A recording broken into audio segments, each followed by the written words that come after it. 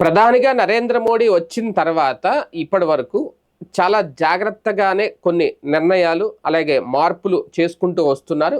రాజకీయంగా చూసుకుంటే ఒక మహారాష్ట్రని కైవసం చేసుకున్న, లేదు అంటే మొన్న పశ్చిమ బెంగాల్ని కైవసం చేసుకున్న, తాజాగా బీహార్లో జెండా పాతిన, అంటే ఎక్కువ బీజేపీయేతర రాష్ట్రాలుగా మారిపోతోంది దేశం అంతా.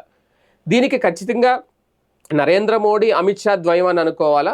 మోడీ వ్యూహాత్మక ప్రణాళిక, వ్యూహాత్మక ఎత్తుగడ అనుకోవాలా? ఇప్పుడు పశ్చిమ బెంగాల్లో అసలు వేరే పార్టీకి అవకాశం లేదు, వరుసగా తృణమూల్ కాంగ్రెస్సే గెలుచుకుంటూ వస్తుంది, మమతా బెనర్జీని కొట్టేవాడే లేడు అనుకున్న టైంలో మోడీ సత్తా ఏంటో చూపించాడు.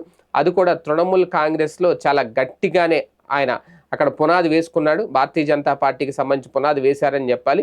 అంతేకాదు, అంతటితో ఆగలేదు. ఇప్పుడు ఎవరైతే తృణమూల్ కాంగ్రెస్ తరపున గెలిచిన 80 మంది ఎమ్మెల్యేలు ఉన్నారో, 28 మంది ఎంపీలు, అంటే మన ఎంపీ ఎలక్షన్స్ జరగలేదు కాబట్టి ఆల్రెడీ ఇంతకుముందే, లేదంటే రేపు ఎంపీ ఎలక్షన్ జరిగితే ఎన్ని సీట్లు ఇటు వస్తాయి, 28కి 28 వస్తాయి, ఎన్ని వస్తాయి చూడాలి. కానీ ఇప్పటికే 20 మంది ఎంపీలు తిరుగుబాటు జెండా ఎగరవేశారు.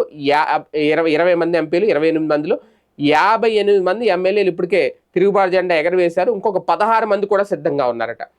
అంటే తృణమూల్ కాంగ్రెస్ కంప్లీట్గా ఖాళీ అవ్వబోతుందా, లేదంటే తృణమూల్ కాంగ్రెస్ని విలీనం చేయబోతున్నారా బీజేపీలో అనేది ఇక్కడ చూడాలి. ఎందుకంటే మొన్న పంజాబ్లో ఆమ్ ఆద్మీకి సంబంధించి రాజ్యసభ సభ్యులు ఎలాగైతే విలీనం చేశారో ఆమ్ ఆద్మీని పార్లమెంట్లో, రేపు కూడా ఇక్కడ అదే జరగబోతుందా ఆ సీను. కాకపోతే దీనికి కొంతమంది అంగీకరించట్లేదు, మద్దతు అయితే ప్రకటిస్తున్నారు ఎన్డీఏకి, విలీనానికి అంగీకరించట్లేదు. ఏది ఏమైనా అధికారంలోకి వచ్చేసినా సరే అక్కడ తృణమూల్ కాంగ్రెస్ని అలా వదిలేలేదు.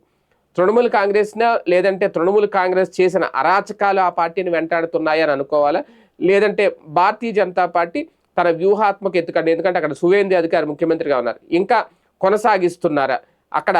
ఎందుకంటే విసిగి వేసారిపోయారు జనం ఇన్నాళ్ళు తృణమూల్ కాంగ్రెస్ పాలనతో, వాళ్ళ అరాచకాలతో. దాని నుంచి బయటకు తీసుకొచ్చే ప్రయత్నం చేయడంతో పాటు ఆ పార్టీని పూర్తిగా అక్కడ లేకుండా చేసే వ్యూహాత్మక ఎత్తుగడలు సాగుతున్నాయంటే అవుననే చెప్తున్నారు అక్కడ విశ్లేషకులు.